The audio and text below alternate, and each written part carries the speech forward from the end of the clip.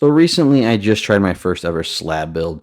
So after I bought my oak slab, what I did was I cut it down into some manageable sections and then I made a router sled because I had to use just my router to try to flatten this thing out, which was absolutely terrible. Spent about 4 hours on it. Once I had this thing flattened, I actually had to take two pieces and then glue them together with some doweling because the slab wasn't wide enough. This also led to my first ever attempt at a deep epoxy pour. There was a big hole in the slab that I wanted to fill, and I had to do this twice because it made an absolute giant mess. Now, when slabs continue to dry, what happens is they decide to warp, so I actually had to use some threaded inserts and angle iron on the back to keep this thing flat. Didn't turn out the best, but it turned out all right for my first time. I'm still pretty proud of it. It took me about 4 hours of sanding. But what is this thing for exactly? This thing is actually for a desktop collapsible podium that I made that I'm going to be using in my future videos.